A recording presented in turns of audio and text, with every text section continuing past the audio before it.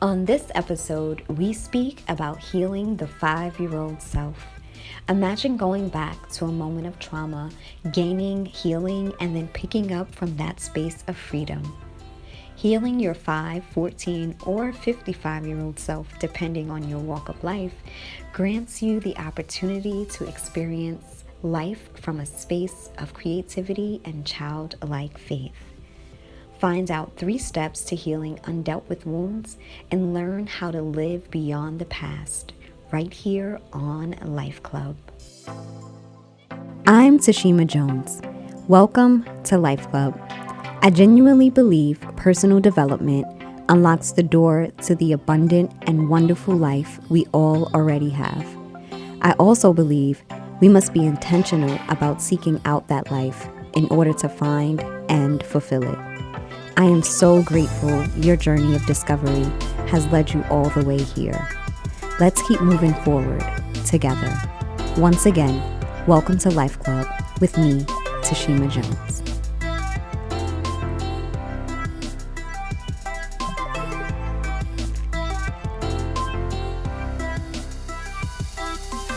Welcome. Tashima Jones here. Super excited that you are joining me on Life Club with me, Tashima Jones. And once again, I got my homegirl, Brianna, in the building. How are you? Yes, I'm doing good. I'm okay. I'm blessed. I'm here. I'm alive, healthy. Yes. All that matters. Yes. It is so very true. So today we actually had a guest. She's actually a therapist. And unfortunately, she wasn't able to make it because of something very important. One of her clients had an emergency and she wasn't able to make it. And that's the beauty in therapy. You're literally saving the world. So we look forward to having her on an upcoming show. I had to say that because we gonna freestyle today. Uh-oh.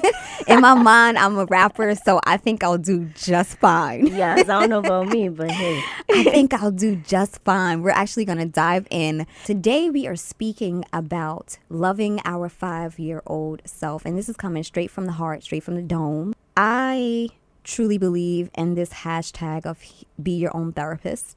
I truly believe in us co-managing our healing and the process of us getting free and breaking free from the things that have held us back. So the reality of it is this: acknowledgement comes before healing. And one of the things that a lot of us don't like doing is acknowledging the things that have hurt us in the past. And I always say that we don't wake up as adults. It's not like we become an adult overnight when we're 17 and then on our 18th or 21st birthday, whichever one you deem adulthood. We don't become adults overnight. So everything that we are experiencing in our adulthood is a stream or a thread from our childhood. We have to acknowledge that. We have to acknowledge that the age of our awareness, or what I would say, I guess, mindfulness, didn't happen overnight. There were things that may have happened to you when you were a year old. Some things that you may not even remember that are within your mind, within your consciousness that you're not aware of. There are things that you are aware of and you choose not to deal with and you choose not to heal from it. And what we have to do is understand that if we want to live this full, fruitful, and productive life as an adult, we have to love our 5-year-old selves. And this could be your 14-year-old self. It could be your 17-year-old self. It can be your 50-year-old self, depending on where you are in your adulthood. And once we get to that space of loving that person, we are then free to move forward, because oftentimes we're stuck in these cycles. We are doing things that never worked, or we're doing things that may have worked at one point in our lives. But sometimes we find ourselves hitting our heads against the same wall. That could be in your finances. That can be in your career. That can be in your relationships. That can be even with your self-image. So once we get to the root of the issue, we are then able to break free of it. Mm-hmm. So the idea of it is being aware of who you are and where you are in this moment, being aware of what most people call triggers. For example, you're scrolling down Instagram and you come across an image and it pokes you somewhere in your soul.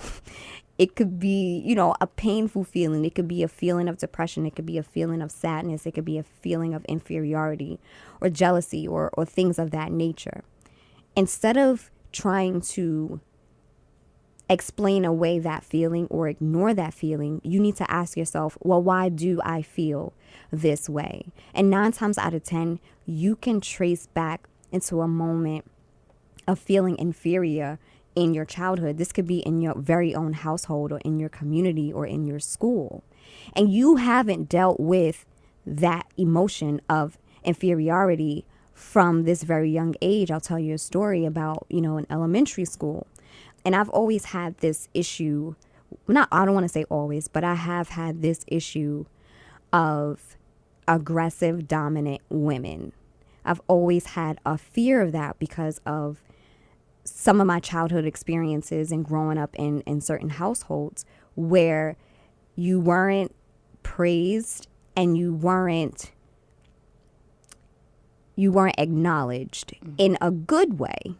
So if you did something well, it was either ignored or you were only highlighted when you didn't do something well or up to the standard of which this person's expectations. The same was true for me in different areas of my life. So I developed this fear of aggressive women. And in elementary school, a teacher that I truly, truly admired said something in front of the entire class about my grade, and I'll never forget it. Wow, that's crazy. So she was the type of teacher that I call out your grades in front of everybody. She went down the list and called out every student's grade. Now, this was a very young African-American teacher. She was fly. I admired her. She was married. She had, it was like, I want to be like that when I grow up. Not necessarily a teacher, but I look forward to that. But at the same time, she kind of had like a nice, nasty, now looking back, a nice, nasty attitude about her, an aura about her. But there wasn't, she was going down the list of grades, and I didn't do well on this particular exam. And that stuck with me. And I can remember, like, I was sitting next to her, like, everything. And that really hurt me. So then it became an issue of, okay, I'm not telling anybody my grades anymore. And that happened all the way through undergrad. I literally would not want to share my grades, whether I did well or not. I just didn't want to share because I was always like, well, if you're not going to share the bad, don't share the good. So I just didn't share anything. I was saying true to my gut.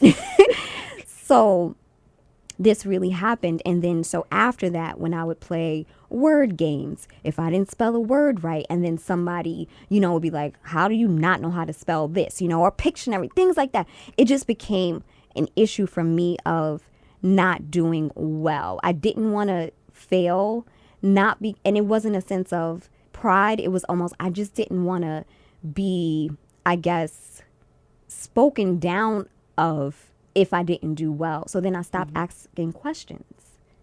And then I was just, so little by little, it chips away at you and you start to develop your philosophy towards life and your self-identity based on your external experiences.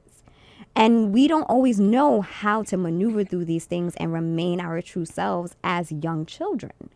So I say all of that to say, going back into your childhood, going back into your past experiences will help you along the journey of really healing and mending your broken heart. And this could be in any area of your life. At some point, we hit a challenge or we come up against something that is opposing us.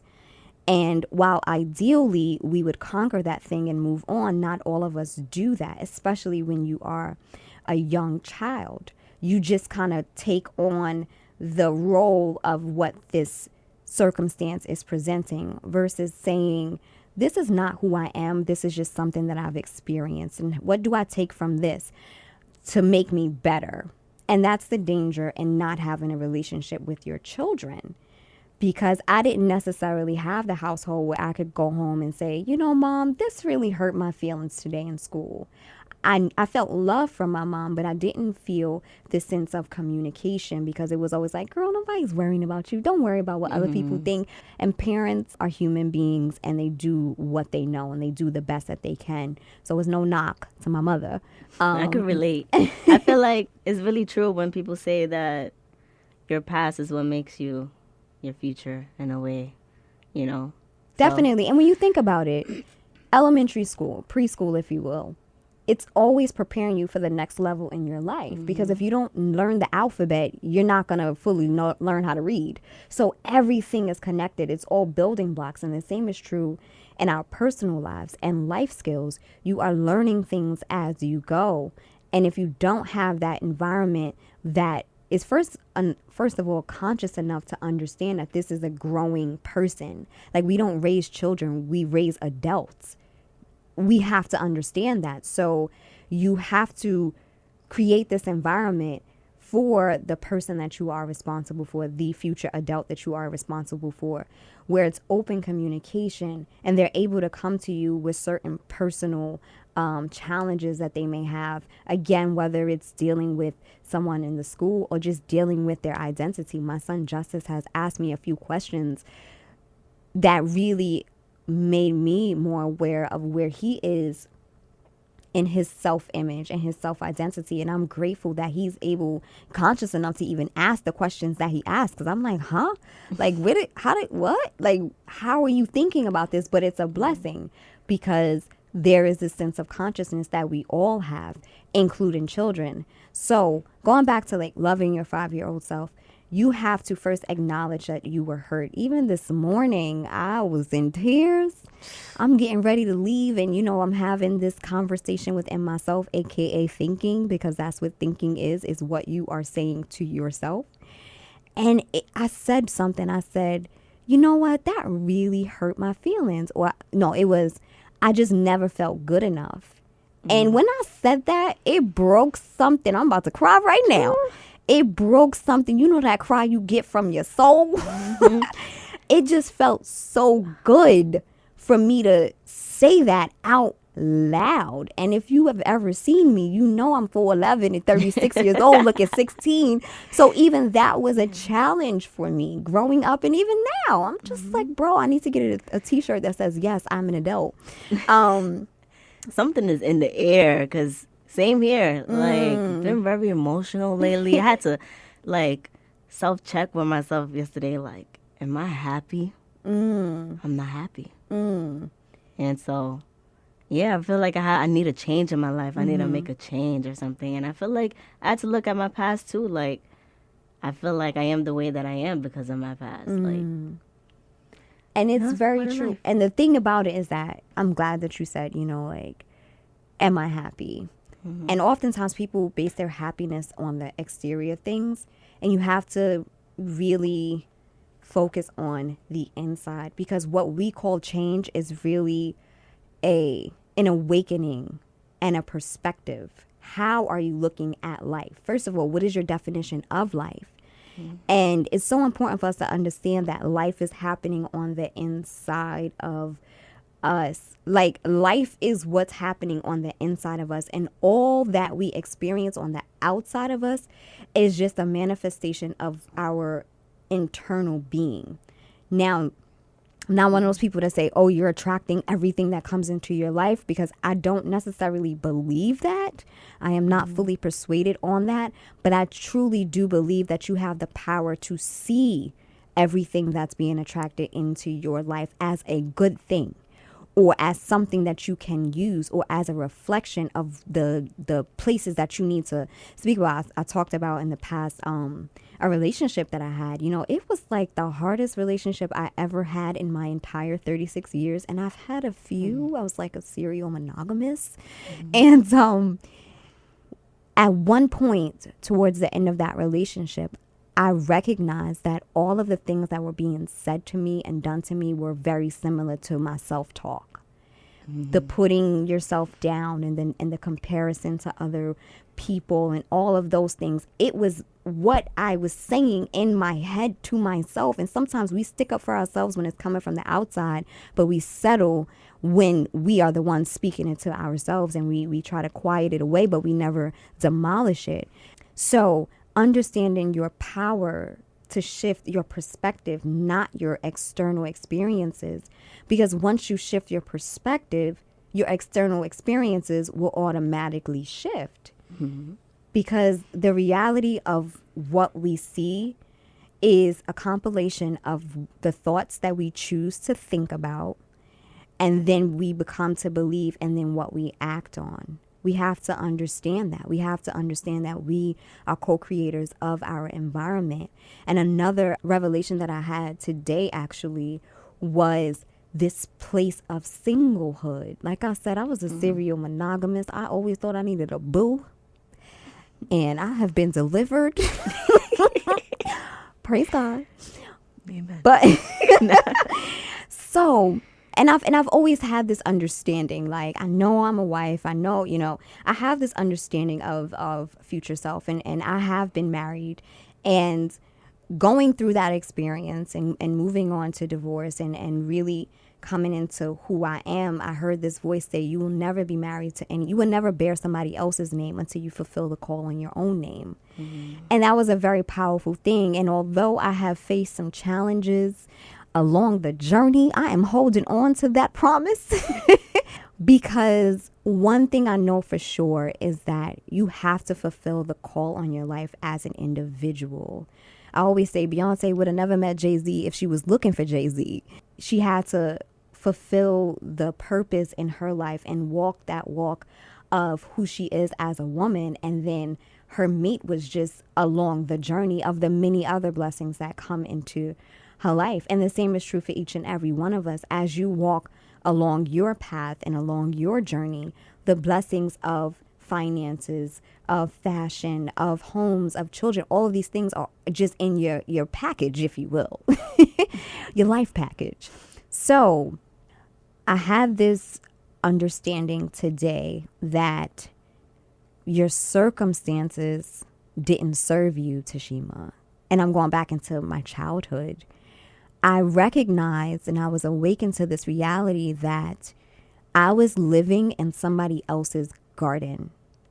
And the way that they managed their garden didn't necessarily reflect my garden and the things that I will produce.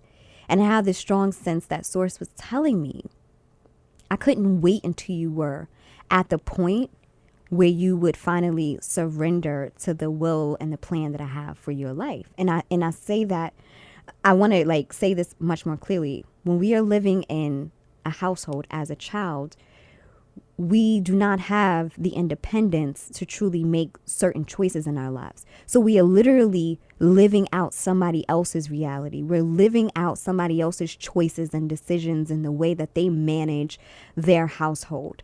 We're living out the choices of the adults that are around us. So if that adult isn't connected within themselves and in their own vortex, we are just experiencing the circumstances that belong to that person.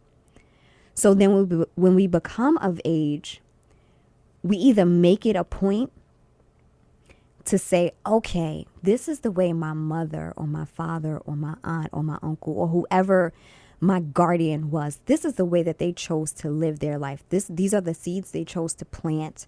These are the ways that they tended to their garden. How am I going to create my garden? And when we get to a space, usually as adults or emancipated, youth, we then have the decision and the power and even the duty to choose how we move forward. And the question was posed to me, how are you going to manage your garden? So I thank goodness for the ability to be awakened to the reality that wasn't necessarily my those weren't my choices that I was living out. So I was just experiencing somebody else's garden. I was just another plant that they were responsible for, and whatever, they did their best, whatever the case may be. But now I'm a tree. So what fruit am I going to bear? What seeds am I going to plant? What things am I going to pluck up from my past experiences that no longer serve me? And the reality of it is this: I was always destined for greatness. Nothing could change that except for me not owning that space and not owning that responsibility of co-creation. And when we find ourselves in this space of singlehood, and I mean not only romantic relationships, but family relationships, friendships, co-workers, any type of relationship that we choose to answer to or to fulfill, when we find ourselves in separation and singlehood, we have to understand that in that space, our circumstances we've outgrown our circumstances. Oftentimes when people leave you, they dump you, they fire you, you've just outgrown that space. It's not that you're being left, you are leaving. And we have to, again, the change of perspective. When you graduate, is your college breaking up with you? No. You just, you learn the lessons, you earn the degree, and now you move forward. You're not going to try to go back to undergrad. There is no 13th grade, although I heard there is one in Jamaica. But that's a whole nother conversation. But when we find ourselves in a space of solitude, in a space of singlehood, we have in that space, in that moment, we have the ability to shape our lives, to co-create what our future and even our present moment will look like. So the shift is not necessarily in circumstances. I always go back to April 5th, 1983, 10:20 a.m. I didn't choose to come in this space. I was born and I was there, and then I started experiencing things. And then the more we develop, the more we take form on the inside of ourselves, we become aware of self, we become aware of purpose and calling, and then we're able to manifest those things on the outside of us. So part of going back to your 5-year-old self, and again, that's any age in your past, is acknowledging what may have happened or what may have not happened. Some people are tripping about not going to college. Bro, there's still hope. Like, you can enroll in classes, and that's the thing. We get stuck. In this age of 17, and if we didn't do it then somehow we feel like it can never happen. Yeah, I feel like a lot of people have a plan. Like, we always follow our lives by a plan or a certain age. I have to get married by 27, or I have a kid around that time, and sometimes it's not gonna go the way you wanted it. Most often it's not going to go the way you wanted it. Again, I didn't choose my birth date, so how am I calling myself the director of this script? You know what I mean? And so that's the other thing. And again, that's a huge part of culture and society and what we're being taught. Because nobody I know is running around talking about they got to get married at 13, but there are cultures that actually do that. So we have to also, again, going back to our philosophy, going back to our perspective, how are you viewing life? What is your definition of life? And again, life is what's happening on the inside of you. I was walking yesterday and just looking out and just meditating and thinking. And what I recognize is that our society is based on so many surface level things. And it's just, I think with the power of the internet, stuff like meditation and things of that nature are starting to gain popularity. But for the most part, we are not being fed things about spirit. We're not being fed things about, like, you're not walking, you can't go get joy or eternal pleasures forevermore at the bodega. Like, you can't, like, there's no advertising for that. There's no mass advertising for the fruits of the spirit. You have to seek out those things. You have to really, really become enlightened enough to know that there is more, and then go on that quest of looking for it. So when we're basing our life on, do well in high school, go to college, graduate, get a great job, get married, and then you have the house, white picket fence, 2.5 kids and a dog. When you are constantly being fed that, whether through word or through images, you start to take on that identity, and you start to try to measure yourself up to what is, I guess, industry standard. And that is not a healthy way to live life. I was going to say something else, but we are live.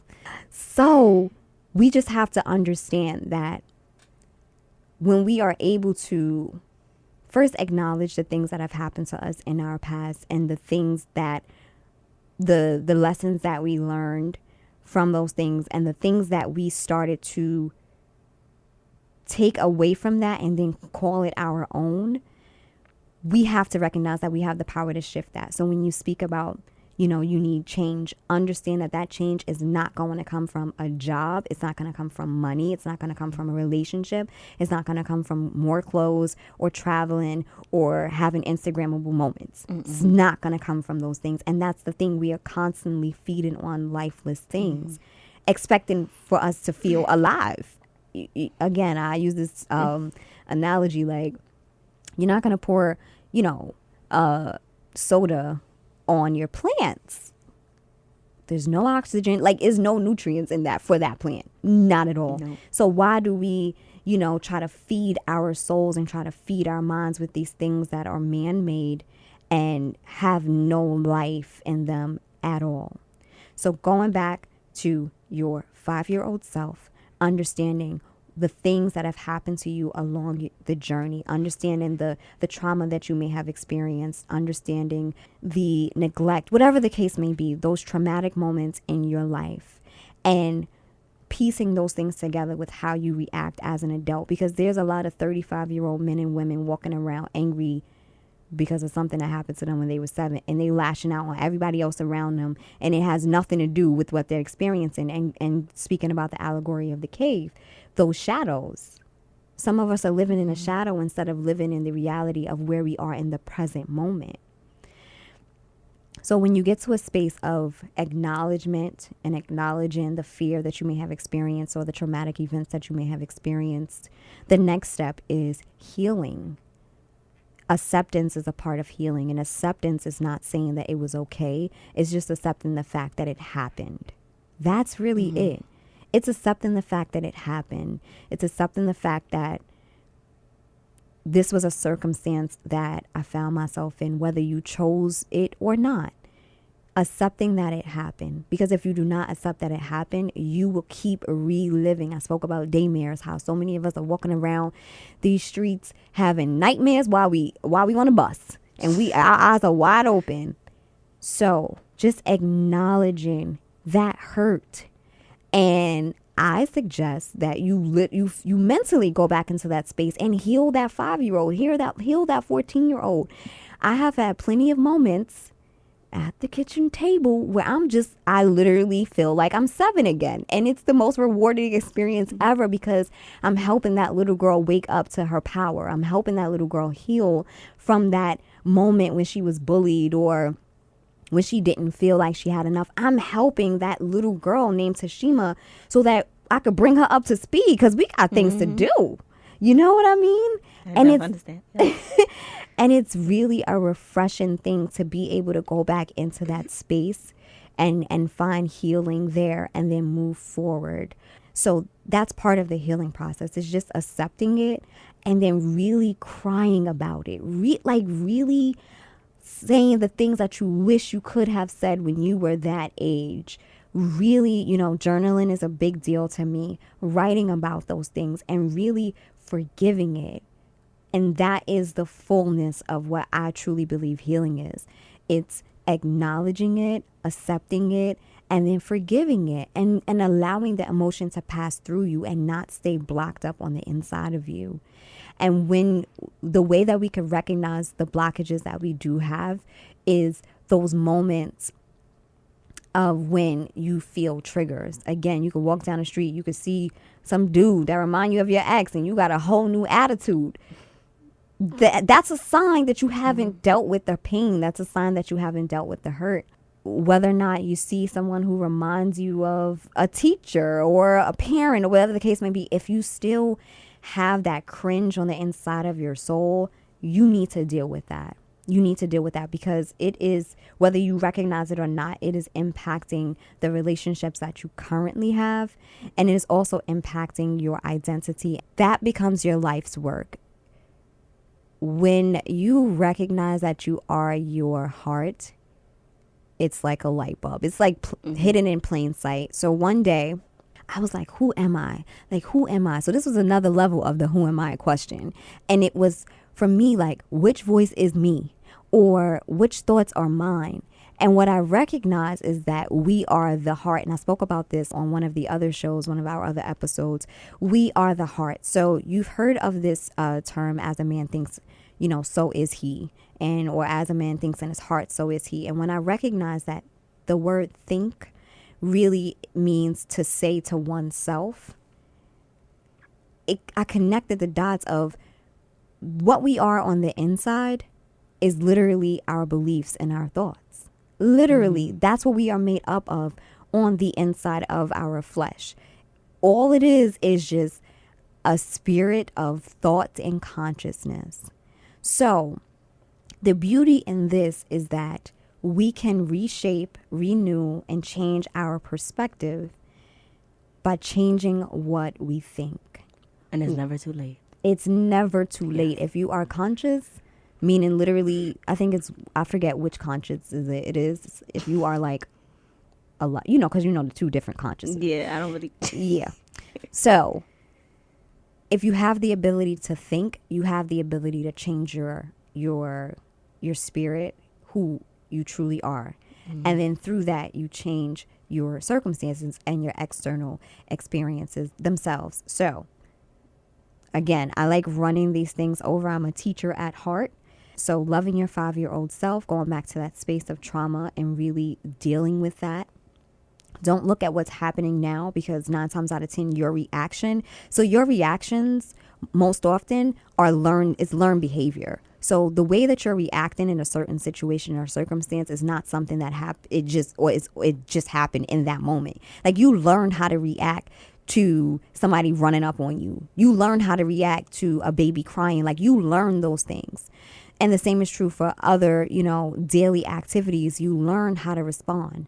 And usually that education, that lesson took place in your past, and over again, you continue to respond in that way until it became a part of you. So when we revisit our 5-year-old self, we acknowledge, we accept, and then we forgive. And that's our point of healing. And then after that, you have these triggers, certain things that will take you back into those moments. And instead of looking at the trigger as, oh, this is happening to me again, look at it as one of those shadows on the wall and saying, you know what? This is not real. This is a response based on my past. And I have the choice to move through it or to stay stuck in it. And that is maturity, that's spiritual maturity, that's mental and emotional maturity. And it's something that only gets stronger when you start to feed that positive voice on the inside of you, when you start to feed that loving voice on the inside of you. And the more you do that, the more you develop, again, that shift in perspective, that change in philosophy towards life and all things. And one of the other major components of healing is self-identity and self-image. And you're going to hear me say that until I'm like 120, because that's how long I plan to be on this beautiful green earth, is your identity. Because your identity, out of your identity, out of the things that you say to yourself, out of the image that you have of yourself, comes everything. Out of your heart, it flows. Like the reality of who you are flows from your heart. So your identity determines the standard of living that you'll have, the quality of the relationships you'll have, the higher you go in your purpose and in your calling. How you see yourself impacts how not only you treat yourself, but other people. So if you see yourself as unworthy, or if you see yourself as not enough, or if you see yourself as this little 4'11", 36-year-old woman that looks like a child, that's how you're going to behave yourself in the world. That's how you're going to carry yourself. So you have to understand that self-image and identity, regardless of the things that happen to you in somebody else's garden and somebody else's vortex, regardless of the experiences that you went through, you as the co-creator of your life, as the some part of the car, because I truly believe we co-create everything. So if you're a car, it's like the assist. It's like you have the most powerful part of the car, and then you have the assist. That's who we are. We're the assistant of whatever that powerful thing is in the car. That is what's fueling your life, and you have to be in agreement with Source and with the Spirit to really get this train going. Self-image is so important, and that's why it is it's like the number one thing that's attacked in our spiritual walk is, who do you say you are? Because you are waking up as that person and going to sleep as that person and dating as that person and learning as that person and working as that person on an everyday basis. And even if blessings do come to you, if you do not have respect and honor for who you are and how you see yourself, you will not be able to receive them. Amen. That's a fact. You know how like you get dressed and then you go out and somebody compliments you. And then you're like, oh, thank you. Or you don't know how to take the compliment. Somebody is blessing you with their words. But because you don't see yourself as looking good, smelling good, and all that good stuff, you're not able to receive that compliment.